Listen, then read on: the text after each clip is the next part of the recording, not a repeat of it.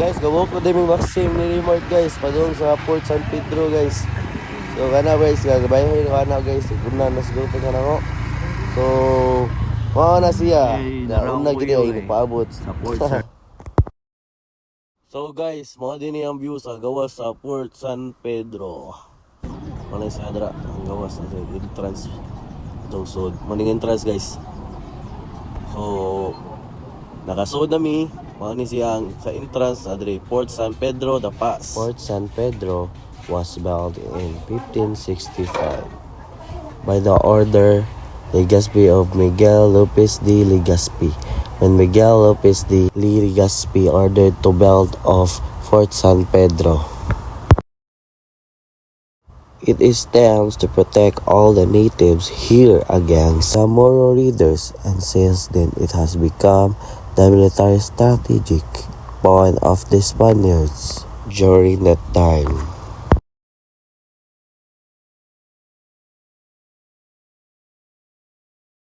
So guys, we're here in Hello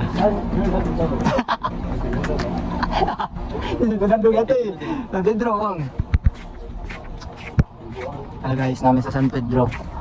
And we are here to explore. Ay, pagkaba ako na nakapilm. Ano boy? in mga Pilipinas. Mall, tanggal na rin, no shouting. No shouting din boy. Ato ko ang explain na to ang kanang kan. Kani, kanyon. Asa ni man ang kanyon? Lagi ni man kanyon, siyempre. Asa ni sa kanyon? O kanina kanyon. Ano namin sa sod? Nasa sa sod kayo. Oh, ano? For the entrance kanyon. Si entrance kanyon, ano man? Ano naman siya sod gibutang? Nga. Ano naman sa sod ito? Ako, kuhan ka ng based on theoretical ko. Gigo. Ano sa sod kay? Kano na siya gate ka ng ano na? Para dipinsa ba? Dipinsa na yung makasod sa gate. Ano, naboy sa mga kawin. Dipinsa na para na yung makasod. Yung makasod sa diha, pinakamain na ko. Ano? Butong na mo. Kasi dari buong. Kung gani. Guys. So, kuhan, asan yung avoid this foundation? Kakat mi sa babaw.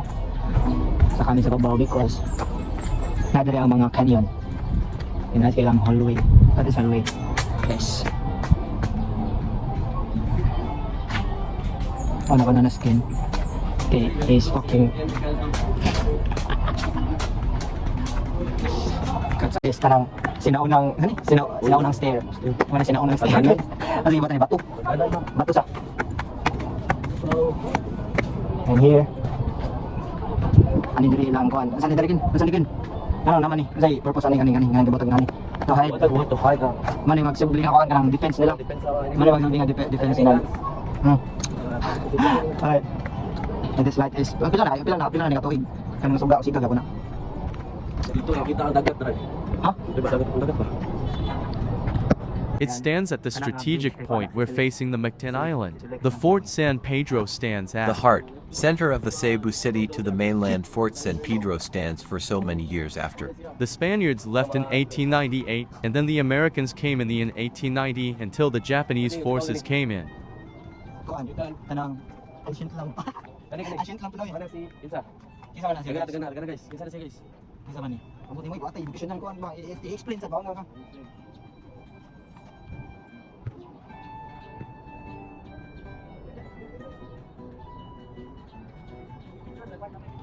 Oh, napit. So from here sa taas makita nimo ang mo siya ang pinaka center sa mobile. Na sila ipang batan ng mga activities niya nakadari magbantay.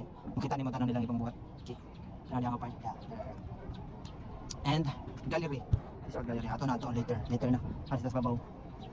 Kani kisa man nga monument. Bigyan kan? Ano di na Magellan ni? Mura siya si kuan. Ako buto ko kani.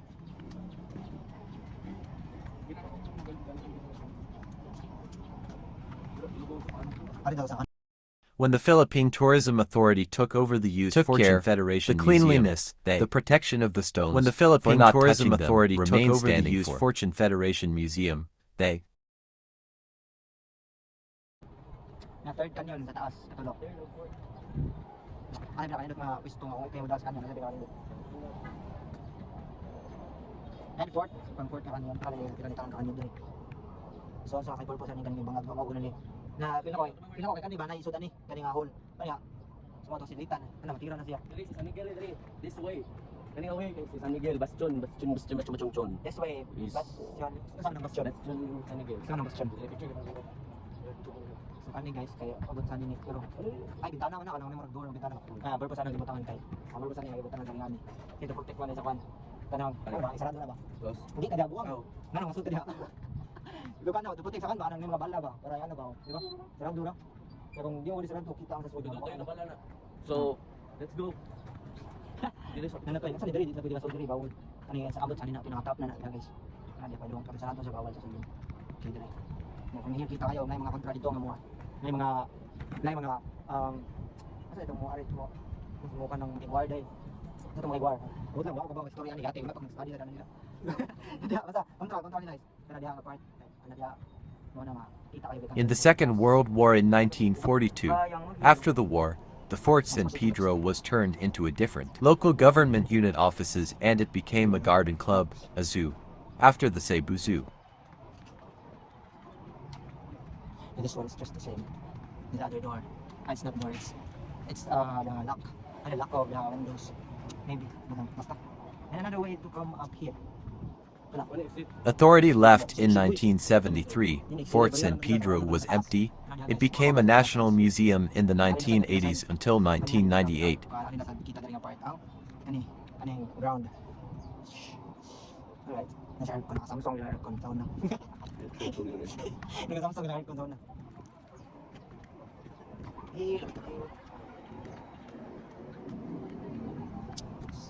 Ani ga pila ka ba? I don't know, mag-repair na niya siya. Repair na ata ni. But mostly rocks, yun niya ang gibuhatan na niya. Manilikon kayo, bubitan ko ba sila. Mga rocks.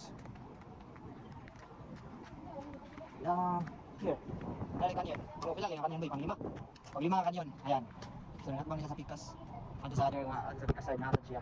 Ayun, dere nangatbang sila. Okay. Fort San Pedro itself is a treasure of way back then. It stands for protection, for unity. Good, nice man. Fort San Pedro itself is a treasure of way back then. It stands for protection, for unity, for forces, for the oneness of the Filipino people, where this has been become the signifying spot where the people had started since then until today.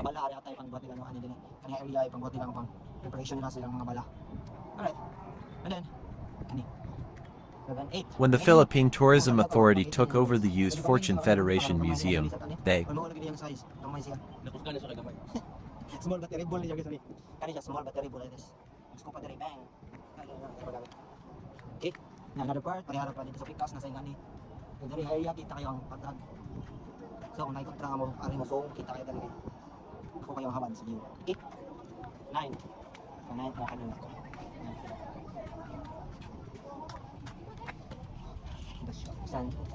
San Ignacio. Okay. Alright. 10 kanina ko. ako na lang. There are students here, they are filming. I don't know what they are filming. The project, for sure. Project.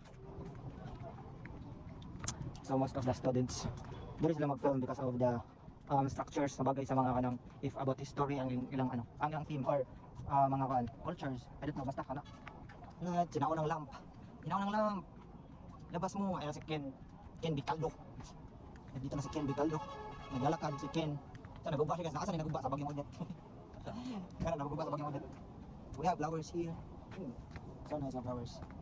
Yan, mga solid rocks. Mga rocks.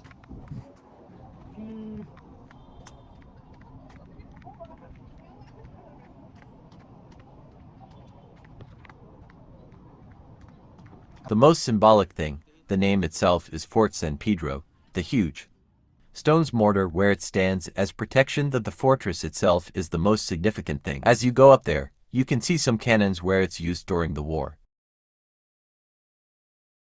La Limpia Concepcion. Unsa kanina siya? Panikin. Ay, mo ni power source. Ay, sud bang. Ay, sud ba? Mapriso ka. Okay. So, Ang update kapoy na miglakaw-lakaw. Okay. Ayan. Ang scanner eh. Tiyo kayo na. Grabe tiyo. Pusing na tiyo eh. TikTok dala. Ano may TikTok as one. With the bed na may TikTok. Ano dala. With the bed. Ay, di makita ba? Agit balik. Hanggang na kayo. Balik. Balik kay kuan siya kanang ngit-ngit makita ano nang. Are. Okay. Buta na ako ba. This is the entrance of gallery, and let's go. So We learned it a lot and we stand strong as Filipino as we are, and we enjoyed everything though. There was pain, there was battle, there was struggle in our hearts. This stands for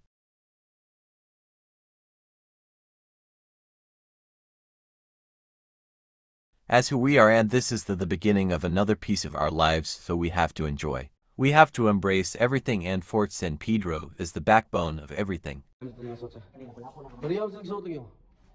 Ha? Mga boy. Kaya kay. Kaya sa direct. Ay kami nakakumamon. Ay umamon. Ay daw, rasa ko basta raka ba? Sa raka bitaw. Kani mo ni di ba ano? Uli kani. So wala mo kailangan gani. So mao ni siya si katong Pilipino ka. Pilipino na siya nga driver ni kon. Mo ni driver sa barko ni kana ni Magellan. Mo na siya si sino tani ano? Alimot ko da. Ito si wala ka tong isa sa gi. Uy.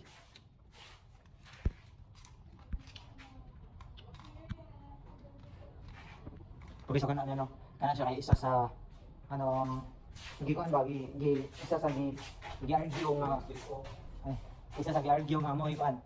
Isa sa gi argue nga mo yung nga naka-circumnavigate sa kuan sa globe. Mo siya, hapit siya sa gi argue. Nakauna siya circumnavigate sa globe. Tulungan to sila. Kapag aman to, gawas na bayad na word. Bayad di word.